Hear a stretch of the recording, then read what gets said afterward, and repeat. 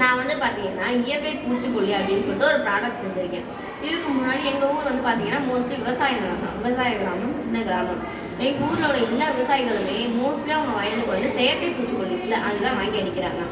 அது வந்து அதுக்கப்புறம் வந்து எங்கள் ஊரில் நிறைய பேருக்கு சின்ன வயசுலேயே ஒரு 30-35 வயசுலேயே வந்து சர்க்கரை நோய், அப்புறம் வந்து மன அழுத்தம், ரத்த சோகை, இந்த மாதிரி நிறைய நோய் இருக்குது.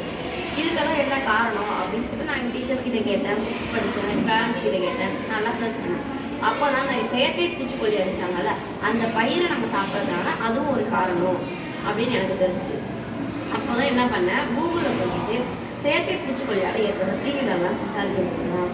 அது வந்து நமக்கு கண் எரிச்சல், மூச்சு திணறல், தோல் எரிச்சல், இந்த மாதிரி நிறைய பிரச்சனை கொடுக்கும் அப்படின்னு சொல்லிட்டு எனக்கு தெரிஞ்சுது.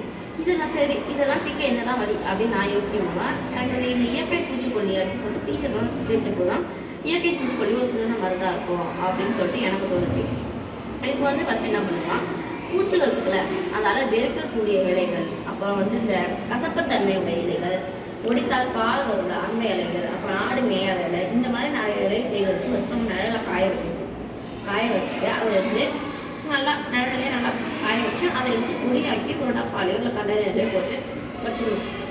நமக்கு எப்போ தேவைப்படுதோ வயல் கடிக்க அதுக்கு 15 நாளைக்கு முன்னாடியே இந்த பவுடரோட 1.5 லிட்டர் மாட்டுச்சிரும்பு கூட இந்த பவுடர் 1 கிலோ கலந்து நல்லா ஏதோ ஒரு டப்பாலையோ வாயிலோ மூடி காய்ச்சி போகாமல் நல்லா 15 நாளைக்கு நல்லா ஊற விடணும்.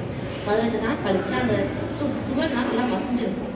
இப்போ அதோட 10 லிட்டர் அளவு தண்ணி, காதி சோப்பு இருக்குல்ல அந்த காதி சோப்பு கரைசல், அப்புறம் 10 லிட்டர் தண்ணி, நம்ம செஞ்சு வச்சுருக்க இந்த மாட்டு சிறுநீரோட கலந்து வச்சுருக்க இது வந்து பூச்சிக்கொல்லி, இது 3த்தையும் கலந்து 1 ஏக்கர் வயல் அளவுக்கு அடிக்கலாம். அடித்தா அந்த 1 ஏக்கர் அளவு வயலுக்கு பாதுகாப்பாக இருக்கும். அதே சமயம் அந்த வயலுக்குள்ள பூச்சிகளும் வராது, தேனீக்களும் அதோட பணியை செய்ய முடியும். அதே சமயம் கொசுக்கள் இருக்குல்ல அதுவும் அதோட லார்வாக்கள் கூட அழியும். இதனால மனுஷங்களுக்கும் எந்த ஒரு பாதிப்பும் கிடையாது, சுற்றுச்சூழலும் பாதுகாப்பாக இருக்கும். அதே சமயம் இப்போ வந்து நிறைய ஸ்டூடெண்ட்ஸ் வந்து சின்ன வயசுல இல்லை வயசானவங்க எல்லாருமே பூச்சிக்கொல்லி மருந்து வச்சு நிறைய பேர் இறந்து போகிறாங்க. இது வந்து இந்த இயற்கை பூச்சிக்கொல்லி மருந்தை நம்ம குடிச்சா கூட நம்ம உடம்புக்கு வந்து எந்த ஒரு விதமான பாதிப்பும் கிடையாது. இதனால நம்ம மனுஷங்களுக்கும் ஒரு பிரச்சனையும் வராது.